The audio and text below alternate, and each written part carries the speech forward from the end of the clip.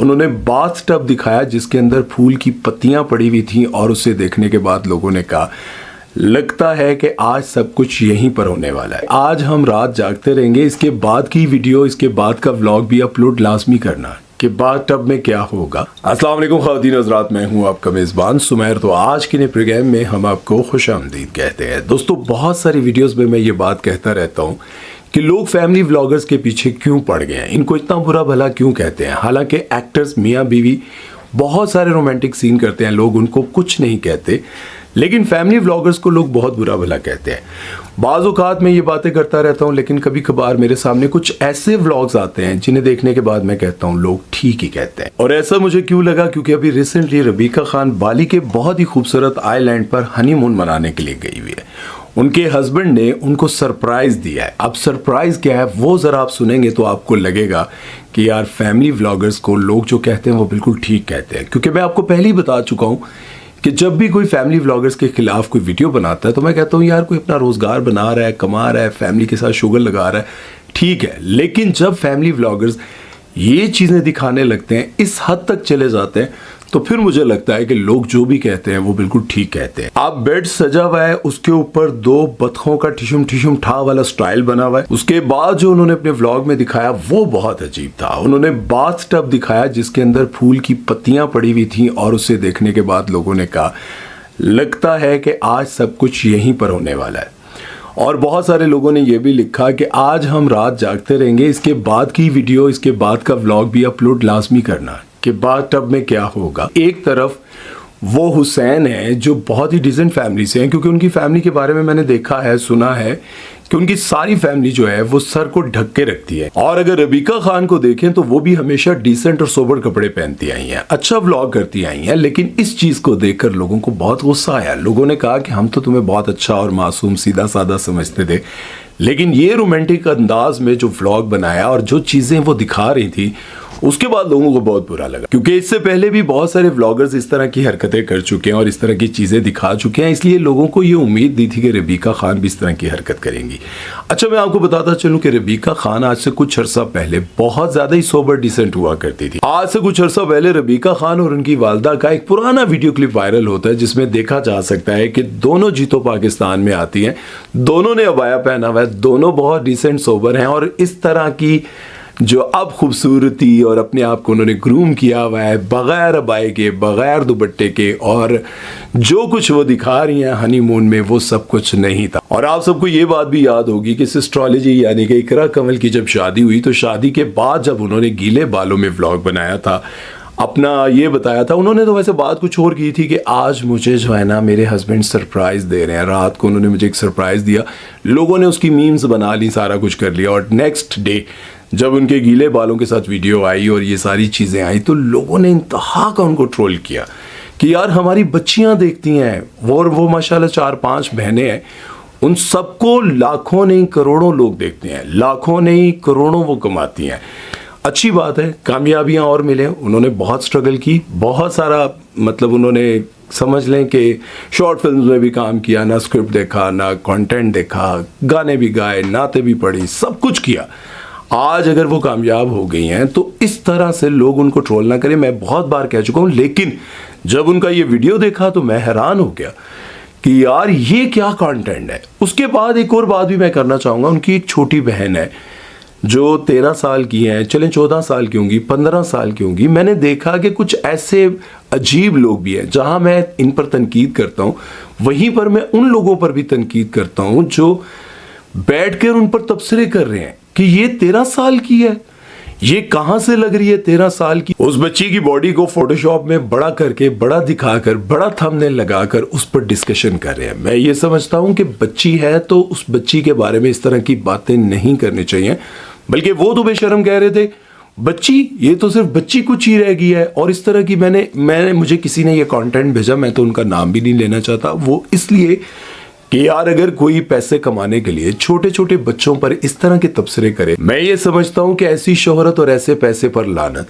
अगर वो लोग अपने कमेंट सेक्शन में जाकर लोगों के कमेंट्स पढ़ लें तो लोगों ने उन पर लानतें दी हुई हैं। क्योंकि आप किसी की छोटी सी बच्ची पर कसूर देखें, कसूर किसका होता है? बड़ी बहन का हो सकता है, माँ का हो सकता है, बाप का हो सकता है, कि वो उसको किस काम पर लगा रहे हैं, क्या करवा रहे हैं, ये एक अलग चीज़ है। लेकिन छोटी बच्ची को ये कहना, हाँ ये बच्ची है, ये तो बस बच्ची कुच्ची है, कहाँ से बच्ची है, अच्छा किसी से बच गई होगी, इस तरह के तबसरे करना, ये सिस्टोलॉजी की जो छोटी बहन है उस पर लोग तबसरे कर रहे हैं। तो मुझे यूँ लगता है कि उनको शर्म आनी चाहिए, नहीं करना चाहिए। लेकिन अब अगर हम बात करें सिस्टोलॉजी की, तो ये वक्त भी आ गया है कि इकरा कंवल अपने हस्बैंड के साथ बेड पर लेटी हुई हैं और बेड पर लेट कर वो Q&A कर रही हैं, लोगों के सवालात के जवाब दे रही हैं। मैं ये समझता हूँ कि फैमिली व्लॉगिंग का मतलब ये है कि आप अपने बाबा के साथ कोई शुगल करते हैं, गपशप लगाते हैं, कोई चैलेंज करते हैं, उसके बाद अपनी बहनों के साथ कोई गपशप, कोई घूमना फिरना, अपने शोहर के साथ हेल्प करवाना, उनसे काम कराना, कभी आप उनके काम कर रही हैं, ये सारी चीज़ें देखने को मिलें तो चले समझ आती है फैमिली व्लॉगिंग।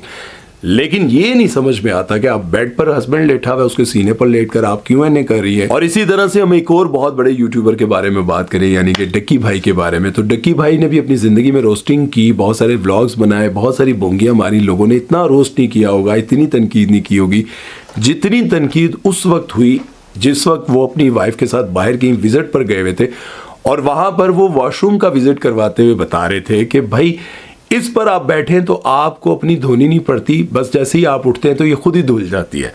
मतलब इस तरह से वो कुछ बता रहे थे और वाइफ के साथ वो इस तरह की बात करके उसको लगा रहे थे। तो उस वक्त लोगों ने कहा कि ये है फैमिली कंटेंट। इसको देखकर लोगों ने कहा कि भाई अगर इस तरह का फैमिली कंटेंट है तो फिर बंद हो जाना चाहिए। और ये जो आजकल वायरल होने का नशा हर किसी पे चढ़ा हुआ है ना, इसके बारे में कभी कोई सोच भी नहीं सकता था कि ये उन फैमिलीज पर भी असर कर देगा जिनके घरों में से कभी कोई लड़की बगैर दुपट्टे बगैर पर्दे के निकलती भी नहीं थी। आज बड़ी माजरत के साथ ये बात कहना चाहता हूँ कि बहुत सारे ऐसे भाई, बहुत सारे बाप ये बात जानते ही नहीं हैं कि वो बेचारे सारा दिन मेहनत करते हैं। उनकी बहुत सारी लड़कियां जो हैं वो टिकटॉक पर वीडियोस बना रही होती हैं, वो लाइव आ रही होती हैं।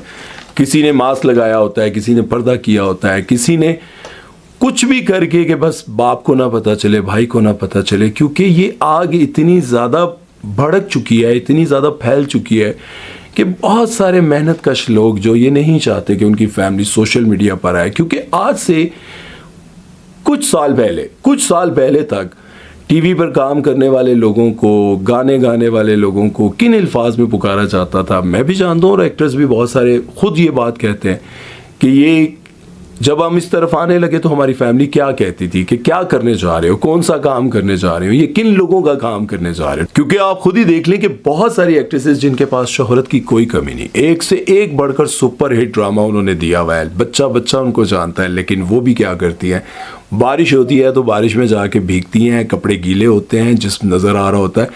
ये पहले टिकटॉकर्स किया करती थी, टिकटॉकर्स करने बहुत ज़्यादा ऐसा करने लग गई तो टिकटॉक पर बैन लगने लग गए। लेकिन एक्ट्रेसेस को नज़र आया कि यार ऐसा करने से वायरल होता है। बहुत सारी ऐसी एक्ट्रेसेस जो रोड पर जाते हुए ऐसे कपड़े पहन लेती हैं, शर्ट नीचे कर लेती हैं, बॉडी नज़र आ रही होती है, और ये सब कुछ इसलिए करती है कि कहीं ना कहीं उनके बारे में कोई बात होती रहे, वो खबरों में रहे। और ये सारी चीज़ें देखकर बहुत सारी लड़कियां समझती हैं कि ये तो आम सी बात है। अब एक और रिवाज इनको देखकर निकला हुआ है।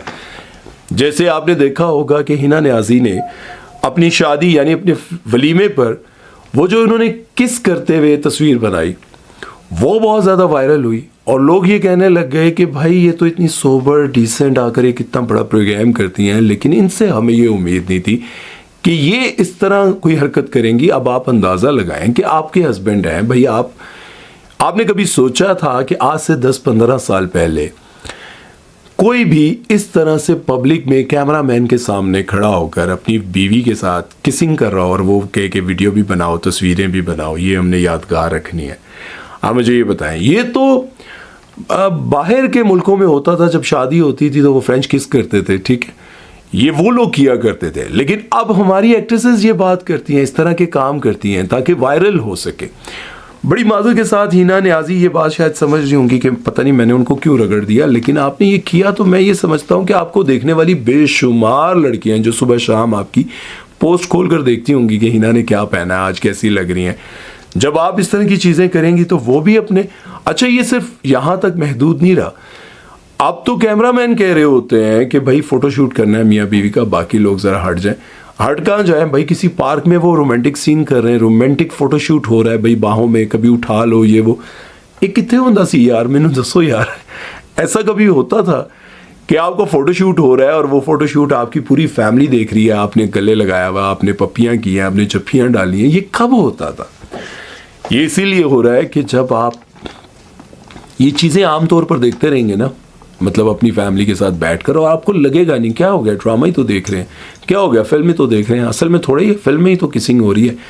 ये चीज़ें आप देखते रहेंगे तो आप बुराइयों को रोक नहीं सकेंगे। अच्छा, कुछ लोगों को ये लगता है कि देखें बाहर क्या कुछ हो रहा है, किसी को कोई किसी से परवाह नहीं। ऐसा नहीं है।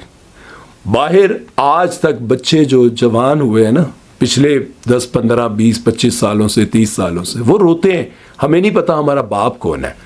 वो रोते हैं कि हमें माँ का प्यार नहीं मिला, क्योंकि हमारी माँ हमें पैदा करने के बाद छोड़ गई थी, बाप ने दूसरी शादी कर ली थी, वो शादी 4 दिन नहीं चली, पहले उस माँ ने जुल्म किया, फिर और माँ आ गई, उसने जुल्म किया। माँ जो है असल, उसने पता नहीं कितनी शादियां कर ली, बाप ने कितनी शादियां कर ली, बच्चे जवान हो गए, जुल्म और सितम बर्दाश्त करते करते ज़हनी मरीज बन गए। आपको पता है बाहर सबसे ज़्यादा जो डॉक्टर्स पैसे कमाते हैं वो दांतों के या फिर दिमागी, वो क्या कहते हैं यार, ज़हनी मरीजा ने, उनको सुकून नहीं मिलता, उनको समझ ही नहीं आती कि हमारे साथ प्रॉब्लम क्या है। हम हर बंदे से लड़ पड़ते हैं, लोग ये समझते हैं तहजीब है, वहाँ पर तहजीब नहीं है भाई, वहाँ पे कानून है, सिर्फ वो कानून से डर कर चुप हो जाते हैं। वरना उन लोगों की ज़िंदगियों में जो परेशानियाँ तकलीफ़ें गुजरी हुई हैं ना, क्योंकि पता ही नहीं है बाप को ना यार, पता ही नहीं है कि बाप घर में आएगा, उसके साथ खेलना है, बहुत कुछ है। और ये भी मैं आपको बताऊँ, वहाँ का भी बाप ये इस चीज़ को देखकर खुश नहीं होता कि उसकी बेटी जो है नीम बरना हालत में बाहर जा रही है, उसका बॉयफ्रेंड लेने आ रहा है। ये इंसानी फितरत है कि वो अपनी औलाद को, अपनी बीवी को, आप ये देख सकते हैं कि वो उसकी बेटी किसी के साथ कुछ भी कर रही है और बाप को कोई परवाह ना हो। नहीं, बाप को तकलीफ होती है। जिस बाप ने रहकर पाला हुआ है ना, या जिसको पता चल जाए ये मेरी बेटी है, उसको तकलीफ होती है, माँ को भी तकलीफ होती है। लेकिन इसी तरह के हालात है जिनमें देखते देखते लोगों को लगता था कि कोई बात नहीं यार, ड्रामा देख रहे हैं, कोई बात नहीं, फिल्म देख रहे हैं, कोई बात नहीं, इसका अपना कज़न है, कोई बात नहीं, इसका अपना बॉयफ्रेंड है। यही सब कुछ करते करते आज आप देखें कि वहाँ का मुआशरा कहाँ पर पहुँच गया।